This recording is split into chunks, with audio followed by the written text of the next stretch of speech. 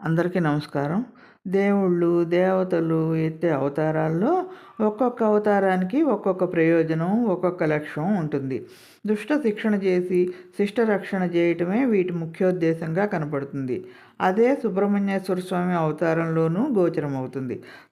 తారకాసుర సంహారం చేయటానికి శివపార్వతుల ముద్దు బిడ్డగా అవతరించాడు ఈ స్వామి. ఇంతకీ తారకాసురుడెవరు? పూర్వం అఖిరసేనుడు అనే రాక్షసుడి కూతురు మాయగా మారి కశ్యపుని వల్ల శూరపద్ముడు, సింహముఖుడు, తారకుడు అనే ముగ్గురు కుమారులను కన్నది.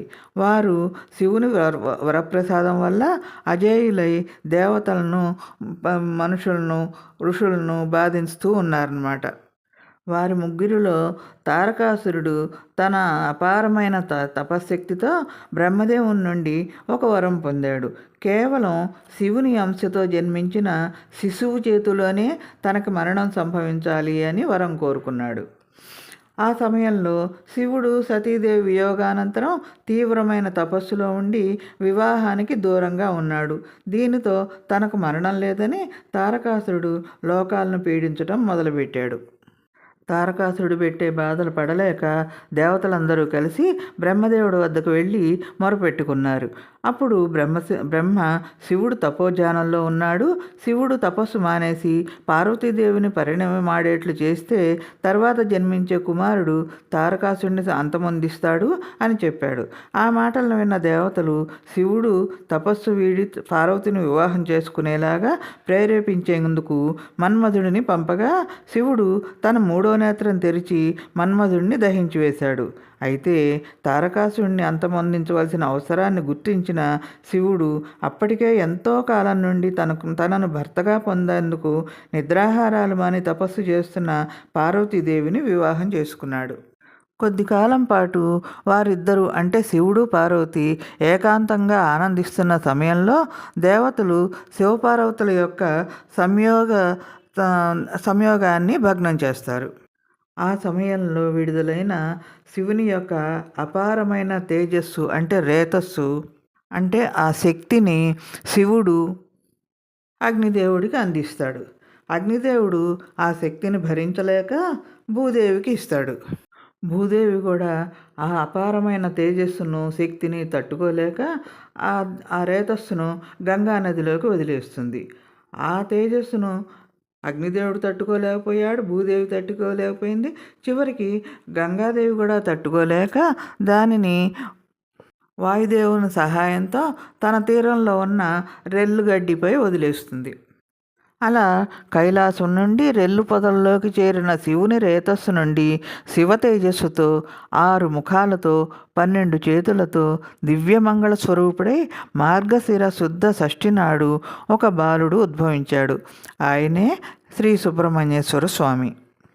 అలా ఉద్భవించిన సుబ్రహ్మణ్యేశ్వర స్వామికి 6 తలలు ఉండటం వల్ల 6 కృత్తికా నక్షత్రాలు వచ్చి 6 తలలకి 6 ముఖాలకి ఒకేసారి ఏకకాలంలో స్తన్యమిచ్చి పెంచసాగాయి.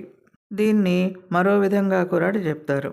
ఎప్పుడైతే శివుని తేజస్సు శరవణ అనే పొదలో అంటే రెల్లు పొదలో పడిందో అక్కడ ఆ రెల్లు పొదలో ఆ తేజస్సు 6 భాగాలుగా విడిపోయి 6 అందమైన శిశువులుగా మారిందిట.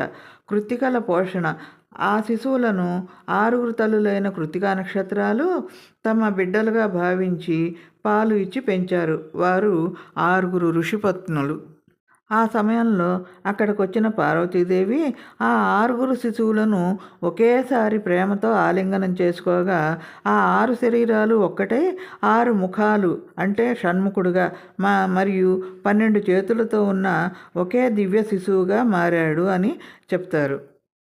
ఆ విధంగా ఆయనకి షణ్ముఖుడు అని పేరు వచ్చింది. కృత్తికా నక్షత్రాలు పెంచడం వల్ల కార్తికేయుడు అని పేరు వచ్చింది. ఆ సుబ్రహ్మణ్యేశ్వర స్వామి కొంచెం పెరిగి పెద్దవాడైన తర్వాత దేవతలకు సేనాధిపతిగా నియమించబడి తారకాసురుని సంహరించి లోకాలకు శాంతిని చేకూర్చాడు. తారకాసురుడి సోదరుడైన శూరపద్ముడు ఇతడు కూడా దేవతలకు ఇబ్బందులు కలిగిస్తుండటంతో శూరపద్ముడిపై దండెత్తాడు సుబ్రహ్మణ్యేశ్వర స్వామి.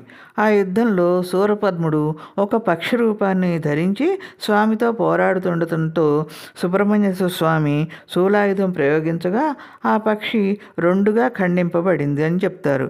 ఆ రెండింటిలో ఒకవైపు నెమలి, రెండో పక్షి కోడిపుంజుగా మారింది.